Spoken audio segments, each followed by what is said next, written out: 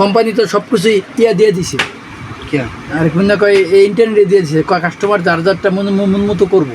আচ্ছা আপনার কথা আমি বুঝছি, আপনি কি বলবেন এটা আমি বুঝছি। বলেন এখন আমি যেহেতু আপনি আমার এটা বলছেন আমি আপনারে বলি, ধরেন আপনি কি বলবেন, ধরেন এই অল টাইমের কটা প্রোডাক্ট আছে আপনার দোকানে?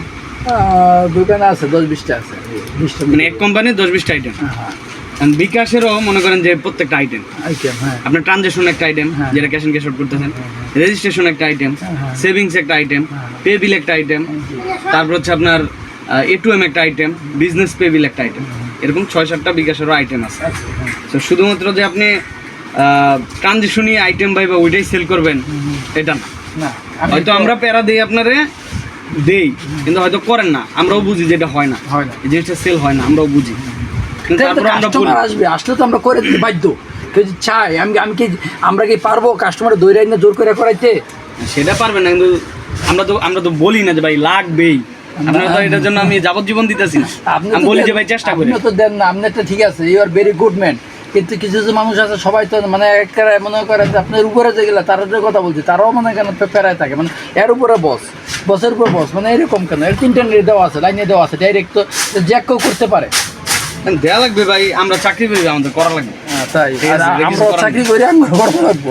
তা কি আমরা সবাই কি বাধ্যবাধকতার মধ্যে বাধ্যবাধকতা বিষয়টা এরকম না, তবে আমার দিকে তাকায় আপনার এটা করতে হবে। আমি আপনার বলতে পারি না যে ভাই আপনার এটা করাই লাগবে, আপনার এটা বাধ্য, এটা করতে হবে, আমি এটা আপনার বলতে পারি না, কারণ আপনি ব্যবসা করেন, আপনি সাথে। তবে আমি আমার জায়গা থেকে আমি আপনার সাপোর্ট দিই, আমি আপনার প্রতিদিন সার্ভিস দিই, সেই ভালোবাসা থেকে আমি আপনার বলবো যে ভাই আমার একটা এই মাসে একটা সেভিংস লাগবে, আমার একটু ম্যানেজ করে দিন। গত মাসে আপনি চেষ্টা করছেন, আমি আপনার বুঝি ভাই লাগবেই, আপনি চেষ্টা করছেন, পারেন করে কি মাথায় হাত দিয়ে কথা করা এদের না, অন্য কোম্পানি স্যার যে 100 রিসিভ করতে হইব, তা এরকম যে কমসে কম 50 রিসিভ করতে এরকম ভাবে ইয়া করে স্যার এদেরকে। মানে এই চাকরি, এই এসআর চাকরি বিশাল কষ্ট, জানেন খবর আপনি যদি করেন বুঝবেন। আপনি আইবেন সেভিং এ কি সুবিধা বলেন, যে সেভিং করা যায় কিনা? এইগুলা ছাড়তে পারেন যে বিকাশে এগুলো যদি ভালো সেভিং কি সেভিং ওই যে ডিপিএস। হ্যাঁ ডিপিএস, আপনি ব্যাংকে যেরকম ডিপিএস করেন সেম ওরকমই। এখানে হচ্ছে সুবিধাটা হচ্ছে আপনি যদি ব্যালেন্সে টাকা থাকে, আপনার কোথাও অটোমেটিক নির্দিষ্ট টাইমে কেটে নেবে।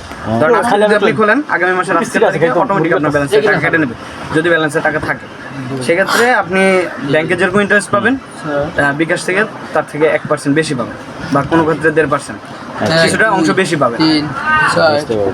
ঠিক আছে, আপনার কোনো জায়গায় যাওয়া লাগতেছে না, আপনি দোকান থেকে একটা খুলে এখন আপনি প্রতি মাসে অটোমেটিক আপনার ব্যালেন্স থেকে কেটে নেবে বাকিটা।